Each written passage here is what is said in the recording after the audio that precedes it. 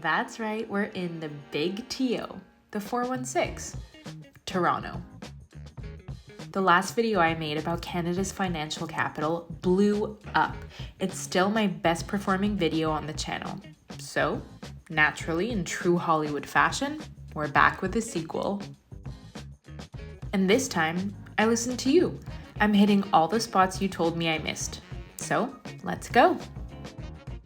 Our first stop is the Distillery District, a beautifully preserved pocket of Victorian industrial architecture, now transformed into a hub for arts, culture, dining, and entertainment. The area was originally home to the Gooderham and Worts Distillery, founded in 1832.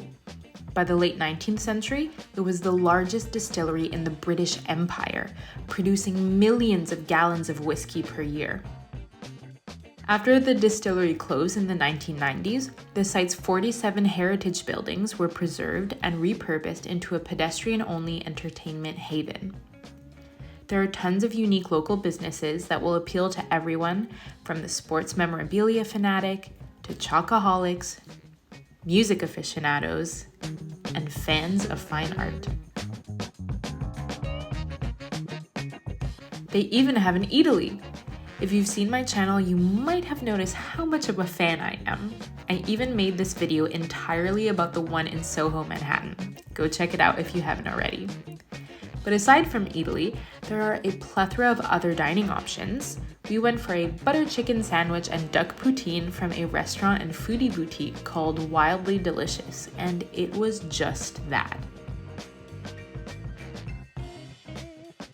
What I love most about this place is how they've woven the history of the old distillery into every corner, from old whiskey barrels to rusted machinery displayed like sculptures.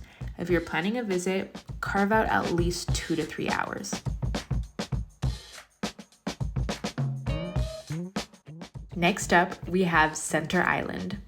Accessible only by ferry, it's a green oasis just 10 minutes from downtown, but it feels like a world away. You'll find picnic lawns, bike paths, and a long stretch of beach where you can grab a drink and forget you're still in Toronto. In the summer, there's a charming amusement park with a carousel, bumper boats, and pony rides, but unfortunately, we are a bit out of season for that. Pro tip, book your ferry tickets online to get to the island and skip the long lineups. Be warned, the ferries don't always run on schedule, so build in a little flexibility. Departure times in summer vary between 30 minutes and an hour between ferries.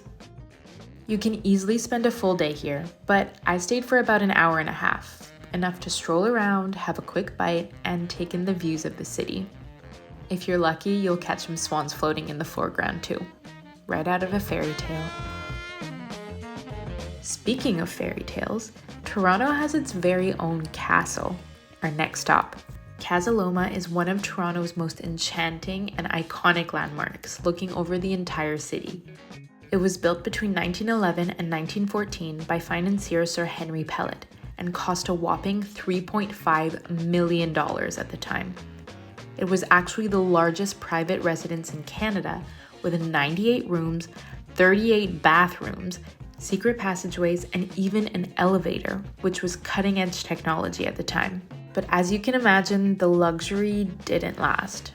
After about a decade, Pellet ran out of money and was forced to sell the estate. Casa Loma eventually became a museum, and today it's also home to the fine dining Blue Blood Steakhouse, escape rooms in the castle towers, and a haunted house every October. There's even an observation deck in the Norman Tower with panoramic views of the city, and a wax museum celebrating all of the movies filmed at the castle and the actors who played in them. They even have a wax figure of Drake, who filmed the music video for his song Wait For You, there too. Tickets are pricey, around $40 per adult, but I left feeling like it was absolutely worth it. There's just so much to see, explore, and learn, so I'd plan for at least 2 hours to do it justice.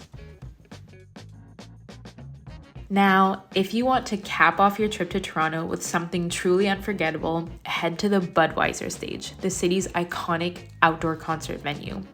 Located at Ontario Place, it holds about 16,000 people, with 5,500 covered seats, 3,500 open-air seats, and a massive lawn for 7,000 fans.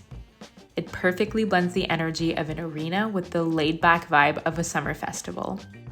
I went to see Role Model, one of my favorite artists, recently when he was playing the first ever edition of the All Things Go Festival in Toronto, and it was a night I will never forget.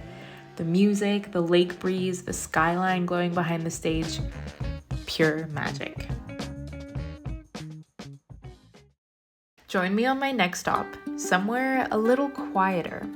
Let's just say it's an escape from the city with fall colors, crisp air, and maybe even a few Highland cows. See you there.